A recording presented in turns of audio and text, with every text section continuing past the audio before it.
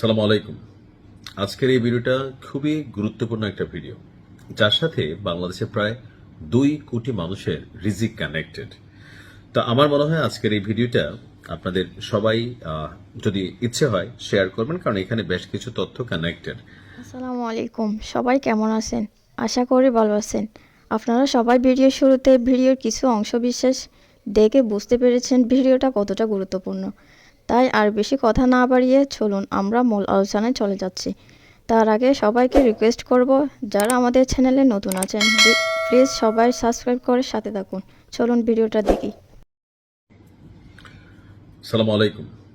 আজকের এই ভিডিওটা খুবই গুরুত্বপূর্ণ একটা ভিডিও, যার সাথে বাংলাদেশের প্রায় 2 কোটি মানুষের রিজিক কানেক্টেড। তো আমার মনে হয় আজকের এই ভিডিওটা আপনাদের সবাই যদি ইচ্ছে হয় শেয়ার করবেন, কারণ এখানে বেশ কিছু তথ্য কানেক্টেড।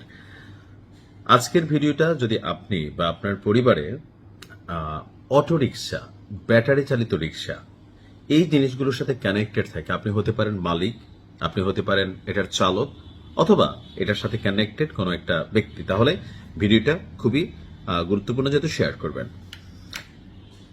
এই মুহূর্তে বাংলাদেশের ক্ষমতাসীন সরকারের উপর রাজস্বের একটা বড় ধরনের কি বলা যায় পরিবর্তনশীল নীতি আনার পরিকল্পনা আমরা দেখছি। এখন এটা কেন? যে কোনো অবস্থায় বাংলাদেশে যখন উন্নয়ন হয়, বাংলাদেশ বেসিক্যালি হাওলাইত্যা দেশ, মানে আমাদের যে উন্নয়ন প্রকল্পগুলো হয়, যেখানে ব্যাপক লুটপাট হয়, চুরি হয়, যেই দল ক্ষমতায় থাকে সেই দলই এটা থেকে মোটামুটি তার 2-4 প্রজন্ম যেন আসলে আরামায়েশে বসে খাইতে পারে, সেই ধরনের ব্যবস্থা কিন্তু করে। এখন দেখা গেছে যে একটা উন্নয়ন প্রকল্প হওয়ার কথা 100 টাকার, এখন ফাইনালি এসা এটা কত টাকা আসলে ফিল্ড পর্যায়ে এটা কার্যকর হয় সেটা আমার থেকে আপনারা আরো ভালো জানেন। এখন এই যে বিভিন্নভাবে দেশের উন্নয়নের জন্য টাকাগুলো আসে, এগুলা কিন্তু হাওলাত আনে। এই হাওলাতগুলা ধরেন এক সরকার কইরা গেলে আরেক সরকার সেগুলোকে পরিশোধ করতে হয়। এখন ধরেন আওয়ামী লীগ সরকার 17 বছরের উন্নয়নের জন্য যে টাকাগুলো আনছে, যদিও সবগুলা কাজে লাগে নাই, ব্যাপক লুটপাট চুরি হয়েছে, বাট আনছে তো, হাওলাতটা তো আনছে। এখন এই টাকাটা পরিশোধ করতে হচ্ছে কাকে? আগে করতে হয়েছে ডক্টর ইউনূসকে, এখন করতে হচ্ছে বিএনপিকে। তো এই যে টাকাগুলা আপনার হাওলাত পরিশোধ করার জন্য দরকার হচ্ছে ইন্টারনাল বা ডোমেস্টিক, আভ্যন্তরীণ ইনকাম সোর্স, অর্থাৎ রাজস্ব। এখন সরকার নানানভাবে 2026-27 অর্থ বছরে এই রাজস্ব বাড়ানোর জন্য যে প্রক্রিয়া অবলম্বন করেছে, সেখানে অটোরিকশা, আপনার ব্যাটারি চালিত রিক্সা, এইটার উপরও আপনার একটা ট্যাক্স নির্ধারণ করা হচ্ছে।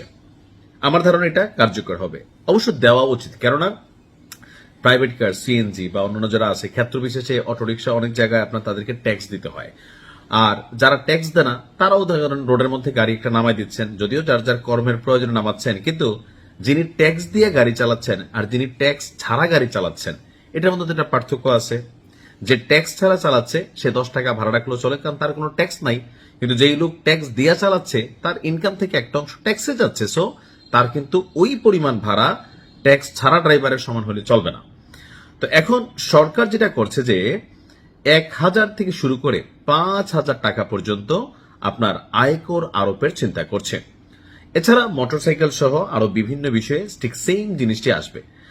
সারা দেশে 50 লাখের বেশি ব্যাটারি চালিত রিক্সা আছে, অটোরিকশার কথা আরো অনেক। তো এর মধ্যে ঢাকাতেই আছে 10 থেকে 12 লাখের মতো। এইসব রিক্সা নিবন্ধনের আওতায় আনতে গত বছর বৈদ্যুতিক 3 হুইলার ব্যবস্থাপনা নীতিমালা 2025 খসড়া করেছিল আপনার ইউনূসের নেতৃত্বাধীন যে সরকার ছিল।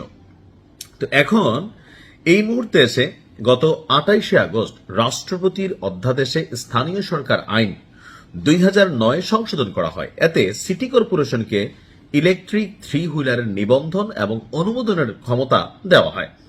এলাকা ভেদে অটোরিকশার ব্যবহার আপনার এবং এটার ট্যাক্স ভিন্ন হবে। লাইসেন্স প্রদান বা নবায়নের সময় এই কর আদায় করবে লাইসেন্স প্রদানকারী কর্তৃপক্ষ। ব্যাটারি চালিত রিক্সার নিবন্ধন সিটি কর্পোরেশন এলাকার মধ্যে হলে 5,000, পৌরসভায় হলে 2,000 এবং ইউনিয়ন বা গ্রাম পর্যায়ে হলে প্রতি বছর 1,000 টাকা কর দিতে হবে। সো হাতি ঘোড়া কোনো যে কর আমার কাছে এটাও মনে হয় নাই। তবে যারা রাষ্ট্রকে কর না দিয়ে গাড়ি চালাতে যাবেন, যদি ধরা খান আপনার রিক্সা কিন্তু জব্দ করে নিয়ে যাবে সরকার। আর পরবর্তী সময় আপনি লাইসেন্স নবায়ন করতে গেলেও আপনি কিন্তু ধরা খাবেন। এখানে বাঁচার কোনো উপায় নেই। তবে রিক্সা বেচা দিলে বলে 1 বছরের মধ্যে কিনে 1 বছরে বেচা দিলাম, তো যে কিনবে তাকেও কিন্তু ট্যাক্স দিতে হবে। আচ্ছা, এখন এই মুহূর্তে এই সিদ্ধান্ত আসলে কি রাষ্ট্রের জন্য কল্যাণকর নাকি অকল্যাণকর? আমার মতে কল্যাণকর। কেন কল্যাণকর বলি? ধরেন বড়লোক যারা গাড়ি চালায় তারা কিন্তু গাড়ির ট্যাক্স দেয়।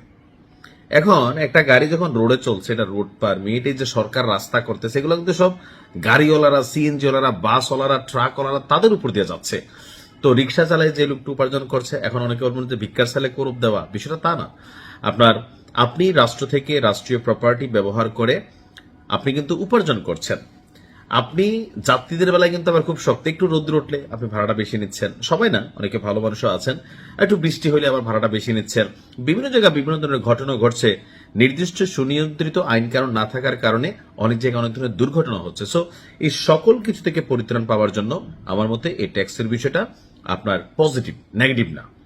তবে কোন রকম দালাল বা খপ্পরের চক্করে আপনারা কিন্তু পড়বেন না। এটা সরাসরি ইউনিয়ন পরিষদ, পৌরসভা, সিটি কর্পোরেশন থেকে যখন এটা লাইসেন্সের আয়করের সিদ্ধান্তটা বাস্তবায়ন হবে তখন আপনি প্রদান করবেন। এটার এমন নাই যে ভাই আপনি ট্যাক্স দেওয়া লাগবে না, আমার 500 দিয়ে দেন, আপনারা তো 2-3টা গাড়ি, সমস্যা নেই, আমি এটা ম্যানেজ করে দিব।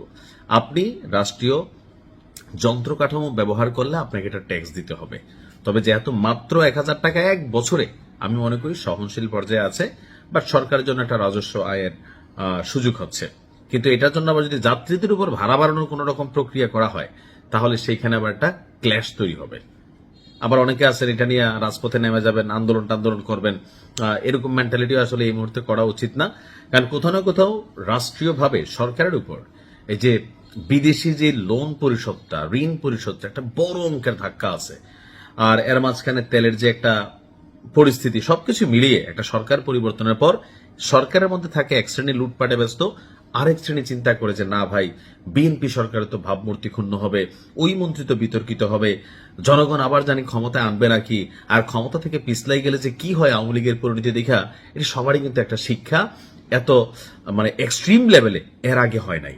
সরকার পরিবর্তন হয়েছে, কিন্তু সরকার থেকে পতন হইলে, যেমন আওয়ামী লীগের মধ্যে যা যা ঘটছে আফটার 5ই আগস্ট, এটা সারা বাংলাদেশ জানে। তারাও তাদের প্রাপ্তি যেই কর্মফল আছে সেটা তারাও ভোগ করছে। আবার অনেকে আছেন সুযোগ সন্ধানী, ঘটনাকে কাজে লাগাইছেন, মব জাস্টিস করছেন, যে যার মতন করছেন। তো এখন যেই সরকারি ক্ষমতায় থেকে তার মধ্যে এই একটা ভয় কাজ করতেছে যে কোনো সময় একটা পরিস্থিতি ঘটতে পারে। আর এই পরিস্থিতির পরে যদি সরকার পতন হয় আর যদি দুর্নীতি করে থাকে তাহলে তাদের পরিণতি কি হবে? তো যাই হোক, আমার কাছে মনে হয় যে এটা খুবই গুরুত্বপূর্ণ একটা সিদ্ধান্ত। আর এটা একনেকে বা আমি জানি না কোন বাজেট সভায় বা রাজস্ব সভায় এটা পাশ করা উচিত। আর অনেকে হয়তো আমার এই ভিডিও দেখে কমেন্টে গালাগালি শুরু করছেন, ভাই আপনি রিক্সাওয়ালাদের বিরুদ্ধে লাগছেন, অটোওয়ালাদের বিরুদ্ধে লাগছেন। দেখেন, যে যেটা করেন এটা একটা প্রফেশন। আপনার প্রফেশনকে আমি সম্মান করি।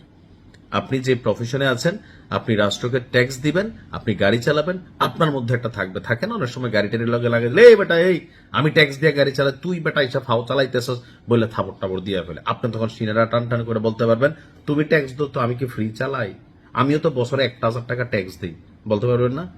এই সৎসাহসটুকু তৈরির জন্য ট্যাক্স দেওয়া জরুরি। ভালো থাকুন, আসসালামু আলাইকুম।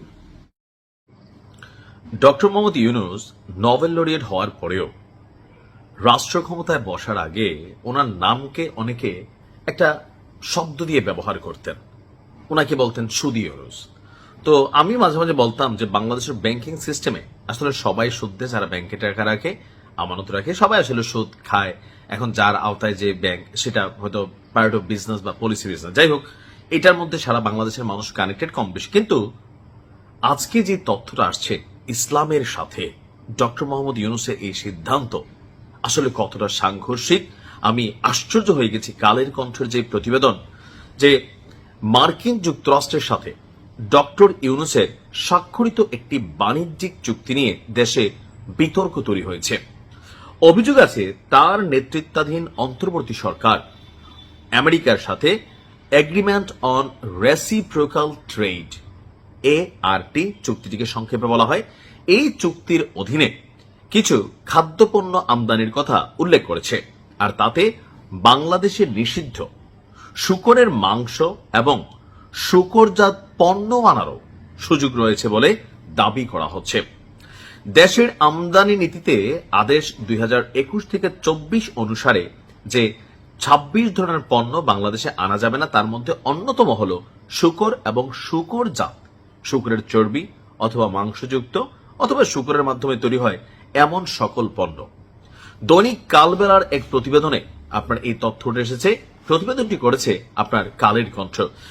বলা হচ্ছে যে ওই প্রতিবেদনটিতে শূকরের মাংস থেকে উৎপন্ন উপজাত পণ্য ব্যবহার করে তৈরি করা পণ্য আমদানি করা নিষেধ বাংলাদেশের আইনে।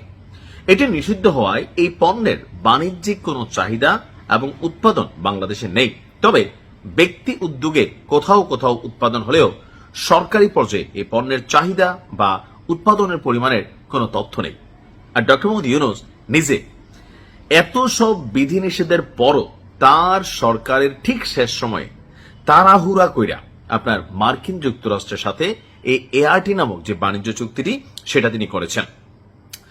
মুসলিম অধ্যুষিত দেশের সাধারণ মানুষের সঙ্গে এই চুক্তিকে অনেকেই ধর্মীয়ভাবে প্রতারণা বলে মনে করছেন বিভিন্ন সংগঠন, এমনকি এটা অফকোর্স মুসলিমদের ধর্মীয় অনুভূতিতে আঘাত হেনেছে।